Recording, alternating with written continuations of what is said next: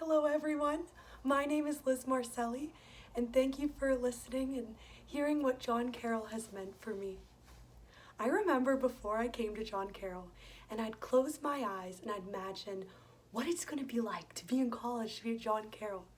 And I'd sometimes imagine myself laying on the quad, and I'd have like a book for class open in front of me, and there'd be a few girls around me, and I don't know, maybe a few other people, and I'd picture us smiling and so still I don't think I ever imagined wind. And the sun was always shining, but it was never too hot. And squirrels would run past us, but they weren't aggressive, they wouldn't come up to you, and they were normal weight.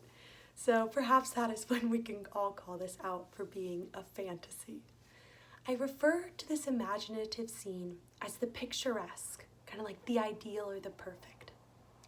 And my college experience at John Carroll has not been the picturesque. My 4 years were not the picturesque, they were so much better because they were real and raw and beautiful. I want to break up my talk into 4 parts, all of which come from a song that many of you may know, I Hope You Dance by Leanne Wambach. It's a song I've always loved. And I felt that these lines truly captured what my college experience taught me and what I'd want to share with others. The first is, I hope you never lose your sense of wonder. One of my favorite poems is from Mary Oliver, and in it she says, she hopes she's a bride married to amazement. Married to amazement, that's awesome. And when I'd walk out on the quad during a summer day, and I'd be amazed when I'd see people throwing a frisbee and laughing and just lying on the grass, just being. I want to be amazed by the ordinary, because it is in the ordinary where God breathes breathtaking beauty. Once in Dr. LaGuardia's class, a stellar professor of the English department, I might add, we asked him what his favorite book was, and he completely dodged the question. He's like, I can't answer that. But he's like, what's your guys'? As he flipped it on us. So the full hour and 15-minute class, we just argued, raising our voices in excitement and defense over middle school favorites like The Outsiders or Fahrenheit 451. And Dr. LaGuardia is smiling, and we are all smiling and passionate, and I want to be amazed and alive in those simple 4 walls in that classroom in O'Malley. I never want to be too good for a sense of wonder in the ordinary. John Carroll is constantly reminding me that I need no extraordinary to be amazed with beauty and wonder and to feel alive. I never want to lose that in life. The second line from the song is, you get your fill to eat, but always keep that hunger. During Manresa, I can remember sitting with all these people that were strangers days ago and are now crying in one another's arms and loving one another so fully. It was during these moments of nearly impossible, divinely inspired connections that I would see the sun pierce through the windows in the Jesuit Retreat Center. Just these big, massive windows, if you've ever seen them. And on one occasion, I can just remember watching these 2 people hug and cry and just be so intertangled with one another, and the light hit them. And that's what I felt. I felt light.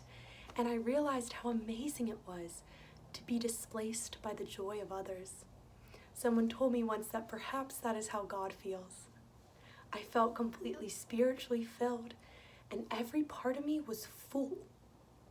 Yet, I never want to lose the desire or the hunger for God, for friendship, for spirituality, for light. Even though in that moment I was so full, I want to always maintain that hunger and that desire. And I think this goes for knowledge too. I hope I always desire to know more about this beautiful life and to never stop asking questions.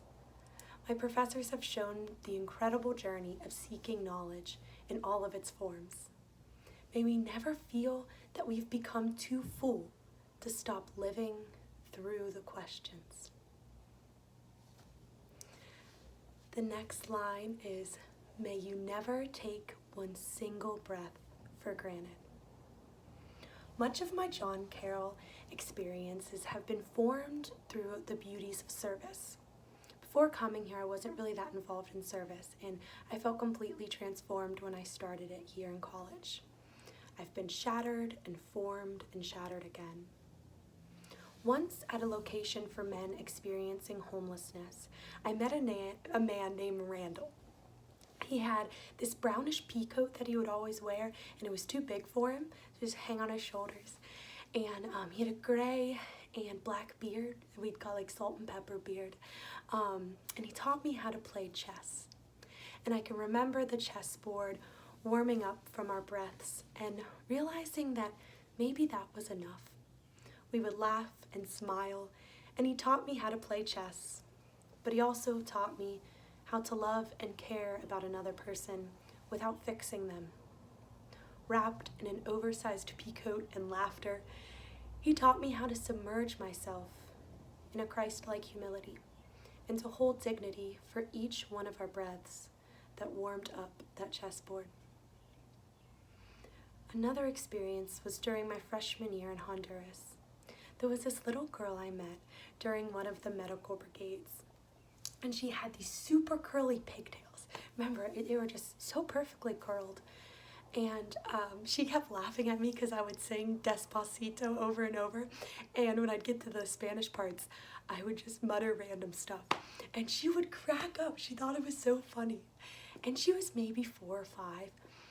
But when she would laugh, she would throw her head back. And she would widen her mouth and reveal her teeth, being home to cavities, eating their way through her little pearls. And I can remember thinking how contradictory of an image this was, to watch her laugh at that moment of joy, and then I could also see the bacteria eating away in her mouth, infiltrating her eminence of laughter.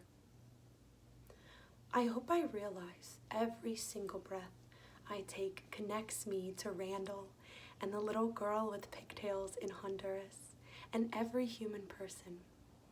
Every breath I breathe is precious. Every breath that Randall breathes on that chessboard and from the small girl's laughter-filled mouth are worthy and precious, never to be taken for granted. The last line is, and when you get the choice to sit it out or dance, I hope you dance. Many of us got those blue shirts during freshman orientation so long ago, and on the back they said, the best way to find yourself is to lose yourself in service to others. I think that's so interesting. Perhaps we have to lose the self we were trying to be in order to be the person we were made to be. Often in college, I have struggled with the fact that there seemed to be 2 sides of me. There was a side where I felt alive and real and genuine. And then there was this side that I felt I had to make myself into, what others wanted me to be, and I had to quiet those other parts of myself.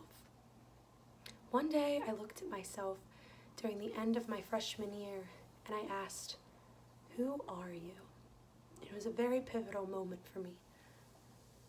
Perhaps the most important thing John Carroll has taught me is to dance. I think that word dance means many things.